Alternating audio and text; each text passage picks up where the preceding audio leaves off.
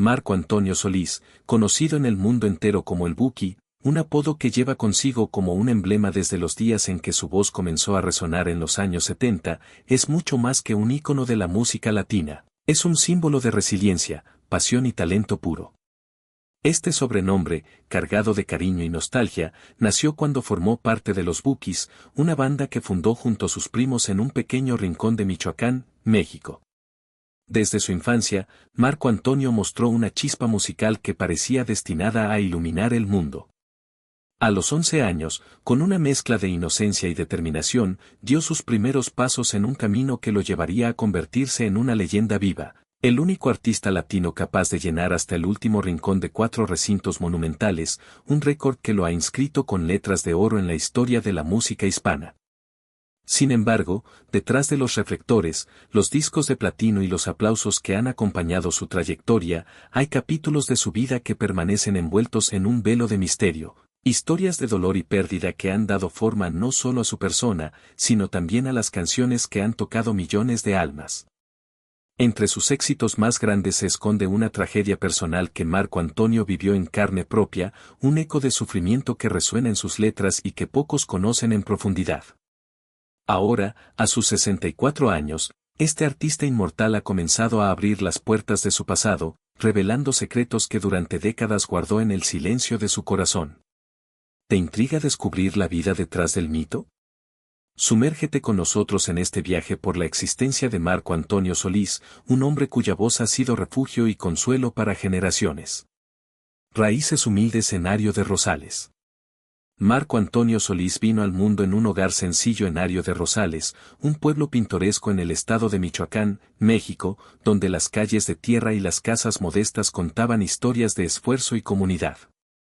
Nacido en una familia donde el dinero escaseaba pero el amor sobraba, su infancia estuvo marcada por las melodías que llenaban el aire de su hogar. Su padre, un hombre de voz profunda y cálida, nunca logró hacer de la música una profesión, pero su canto resonaba en las tardes tranquilas del pueblo, dejando una huella imborrable en el pequeño Marco. Desde sus primeros recuerdos, el niño se sentía atraído por esos sonidos, tarareando canciones mientras jugaba entre los árboles o ayudaba con las tareas cotidianas. En su mente infantil, Marco soñaba con un futuro donde la música no fuera solo un pasatiempo, sino su vida entera. Imaginaba estudiar en Morelia, la capital cultural de Michoacán, rodeado de profesores que le enseñarían a leer partituras y a dominar instrumentos con la precisión de un maestro.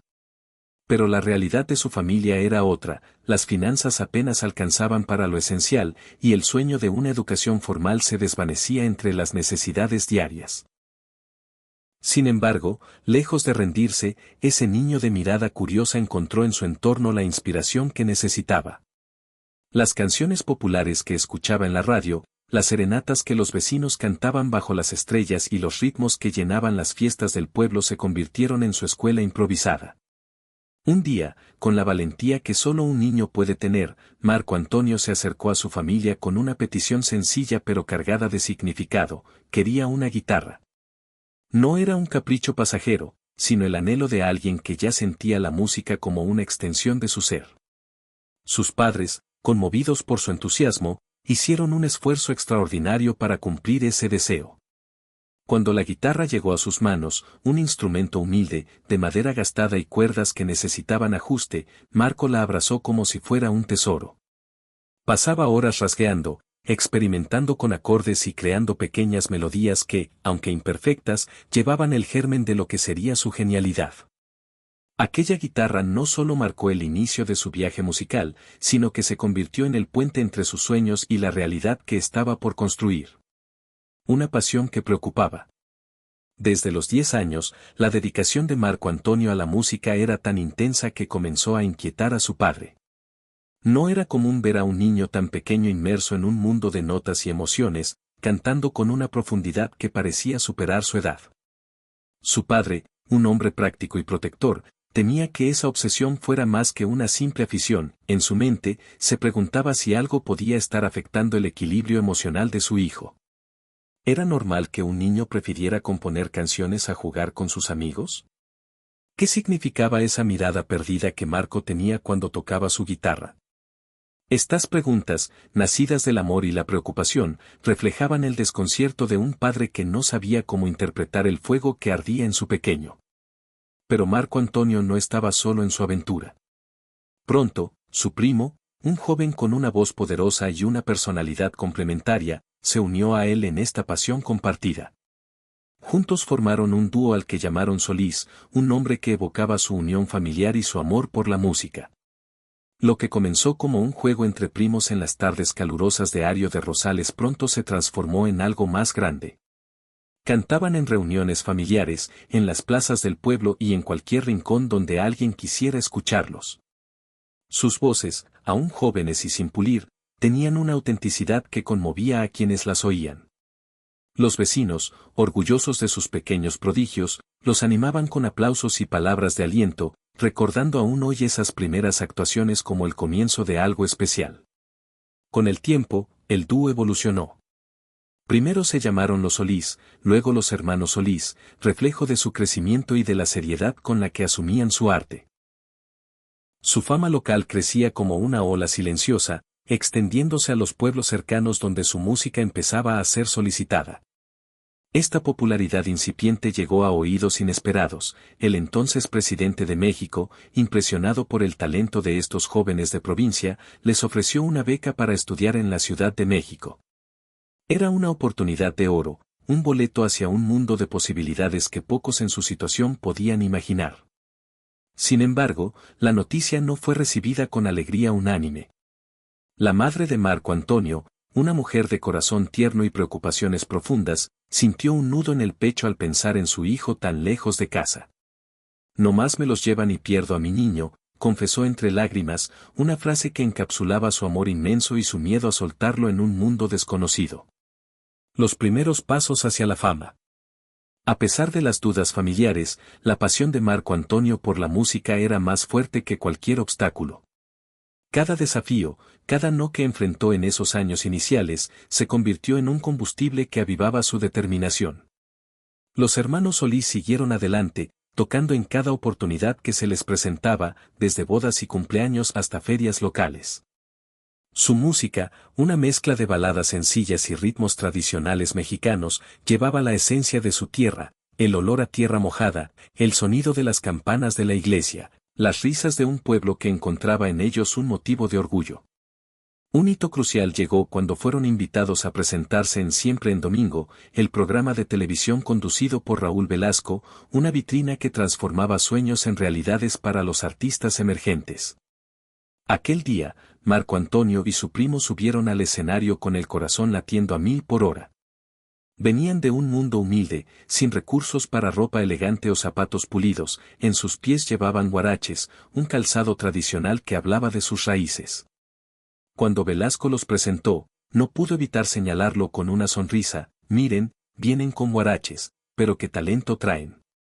Lejos de ser una burla, sus palabras fueron un reconocimiento a su autenticidad. La audiencia, cautivada por sus voces y su entrega, los recibió con una ovación que resonó más allá del estudio. Esa noche, con huaraches y todo, los hermanos Solís dejaron una marca imborrable, demostrando que el talento no necesita adornos para brillar. Ese debut televisivo fue el primer escalón hacia un ascenso que parecía no tener fin. En 1972, su creciente popularidad en Michoacán llamó la atención de Melody Records, una discográfica que vio en ellos un diamante en bruto. La oferta llegó como un rayo de esperanza: grabar su primer álbum, Jugando con las Estrellas. Para Marco Antonio, este fue un momento de éxtasis y responsabilidad. El disco incluyó varias composiciones suyas, letras que había escrito en las noches silenciosas de su pueblo, con la guitarra como su única confidente. Aunque el álbum no fue un éxito masivo, mostró al mundo el potencial de estos jóvenes músicos, plantando la semilla de lo que vendría después. Pero Marco Antonio sabía que un dúo, por talentoso que fuera, tenía límites. Su visión iba más allá, quería un sonido más grande, una banda que pudiera llevar su música a cada rincón del país y del continente. La búsqueda de músicos que compartieran su sueño no fue fácil. Pasaron meses de audiciones improvisadas, conversaciones en patios traseros y ensayos en espacios prestados. Finalmente, en 1975, el sueño tomó forma con la creación de los Bukis, un nombre que evocaba su apodo y su identidad colectiva. Ese mismo año lanzaron Casas de Cartón, su primer álbum como banda, un trabajo que incluía 2 temas inéditos de Marco Antonio. Las canciones, cargadas de sentimiento y arraigo, marcaron el inicio de una era que cambiaría la música latina para siempre. El ascenso de los Bukis. Con los Bukis, Marco Antonio encontró el vehículo perfecto para su creatividad. La banda se destacó desde el principio por su versatilidad, podían hacer llorar con una balada romántica, poner a bailar con una cumbia alegre o evocar la tradición con una ranchera desgarradora. Este enfoque ecléctico les permitió llegar a un público amplio, desde los jóvenes enamorados hasta las familias que buscaban en su música un reflejo de sus raíces mexicanas. En 1977, con una base de seguidores cada vez más sólida, lanzaron Te tuve y te perdí bajo Funabazoo Records, un álbum de 10 canciones escritas por Marco Antonio que consolidó su lugar en la escena musical. El tema principal, una balada cargada de melancolía, se convirtió en un éxito inmediato, tocando las fibras más sensibles de quienes lo escuchaban y anunciando al mundo que los Bukis habían llegado para quedarse. El crecimiento continuó en 1978 con Me siento solo, un disco que llevó su música a nuevas alturas. Canciones como Me siento solo, La India y Las cercas mostraron una evolución en su sonido, con arreglos más elaborados y letras que capturaban emociones universales. La banda comenzaba a trascender las fronteras de México, llegando a comunidades latinas en Estados Unidos y otros países de habla hispana. En 1979, su cuarto álbum trajo éxitos como Triste Imaginar y Los Plebeyos, refinando aún más su estilo y demostrando que los Bukis no eran una moda pasajera, sino una fuerza duradera. Para 1980, con el lanzamiento de Luna de Miel, los Bukis se habían establecido como una de las bandas más importantes de la música latina. Temas como Estabas tan linda, Un poquito y Si tú querías se convirtieron en clásicos instantáneos, llevando su popularidad a un nivel sin precedentes. Marco Antonio, como compositor y líder, brillaba con una madurez creativa que lo distinguía de sus contemporáneos. Su habilidad para transformar sentimientos en canciones lo convirtió en el alma de la banda, un hombre cuya guitarra y voz eran el puente entre su mundo interior y el de millones de oyentes.